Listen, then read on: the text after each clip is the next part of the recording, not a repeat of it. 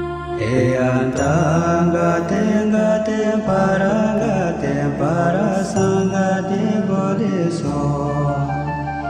Eyantangate ngate parangate parasangate bodhiso. Eyantangate ngate parangate parasangate bodhiso. Eyantangate ngate parangate parasangate bodhiso. Eyantangate ngate parangate parasangate bodhiso. Eyantangate ngate parangate parasangate bodhiso. Eyantangate ngate parangate parasangate bodhiso. Eyantangate ngate parangate parasangate bodhiso. Eyantangate ngate parangate parasangate bodhiso. Eyantangate ngate parangate parasangate bodhiso. Eyantangate ngate parangate parasangate bodhiso. Eyantangate ngate parangate parasangate bodhiso. Eyantangate ngate parangate parasangate bodhiso. Eyantangate ngate parangate parasangate bodhiso.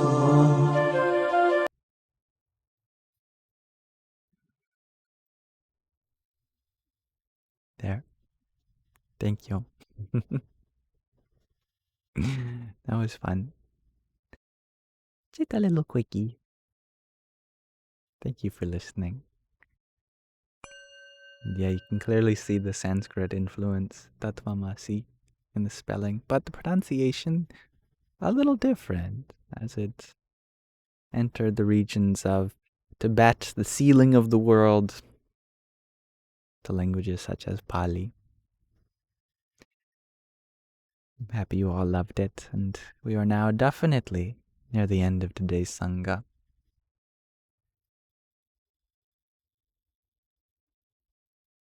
The wind is so beautiful. I didn't hear it while the music was playing earlier. I wonder if I can turn that up for you. Oh, there's a car approaching. All right. Thank you, Isabella, for your finger heart, your 13 music plays, and your fire that you sent. Radhe, Radhe. And Andrea, thank you for your disco love. Jai Siddharam. Tattvamasi, thank you for your trio of roses. Namo Buddhaya. And Catherine, thank you for your pair of roses. Hare Krishna. Thank you, Moonflower Magic, for your trio of ginger man as well. Om Namo Bhagavate Vasudevaya. And Sylvie, thank you for your rose. And thank you, Babiso, for your pair of finger hearts. Here is 2 for you too. Thank you, Joanna, for your tiny diny. Yippee! And your heart me. Thank you. And a team bracelet. Jai Hanumanji. Will we hopefully get a few more garden sessions? Absolutely. Yes. The only reason I had not been doing so is because my internet used to not extend out here. It was supposed to. And I had to figure out why it wasn't extending since we have an extender, and I figured it out. Long story short, it works now. I'll be happy to do more outdoor sessions. Thank you for being a part of this stream, Sattvic. And thank you, everyone. I hope you enjoyed this time, even if you were only in here for few moments. We've had a good time so far. Thank you, Joanna, for your finger heart, in addition to all your wonderful, lovely, generous expressions of gratitude. And thank you, Botak, for your bouncing beach volleyball. And Sean Taylor, thank you for your tiny. Yippee! Thank you, Angie, for your heartbeat.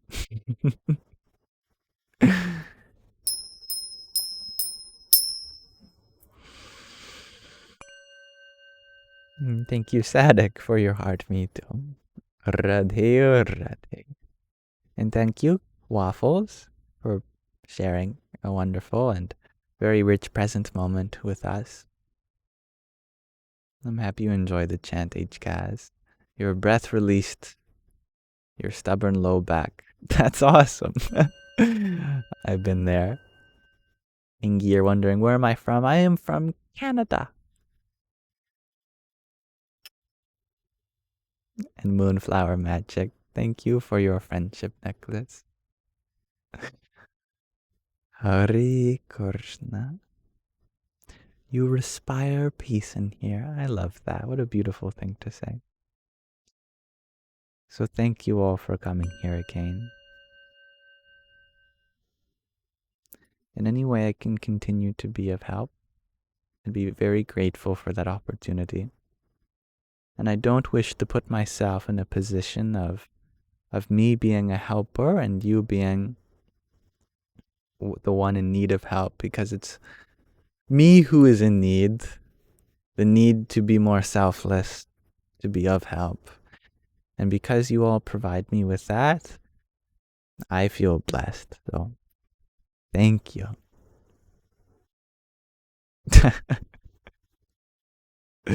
And thank you, Bobby Sue, for your quartet of team bracelets. Hari Om Tat Sat. But if ever I can attend to you outside of the Sangha, let me know. I'll happily get to any message that you send me on other platforms. Might take me a day, but I spend several hours every day going through my messages, and it means a lot to me to connect with you all.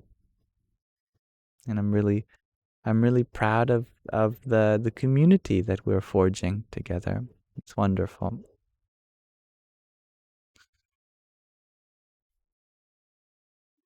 All right, before I get too eaten up by these mosquitoes, which I don't mind.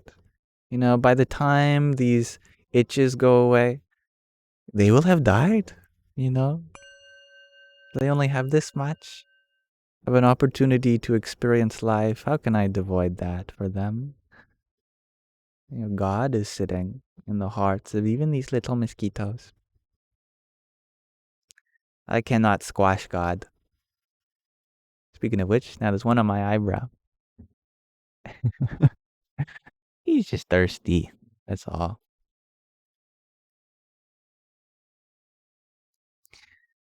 All right, I'm going to be ending this Sangha very shortly.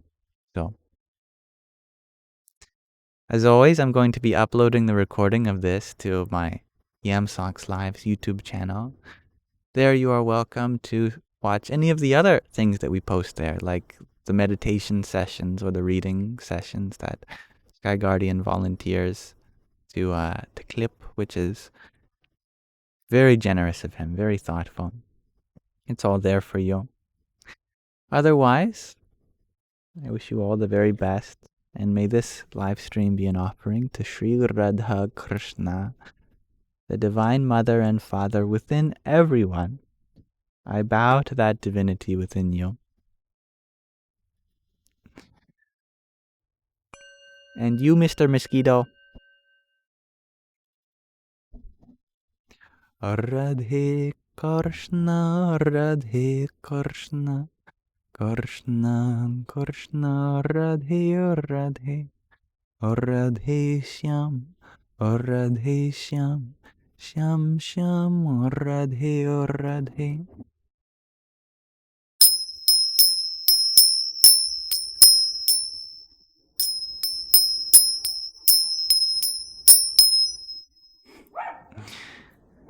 All right, Miski, that's enough.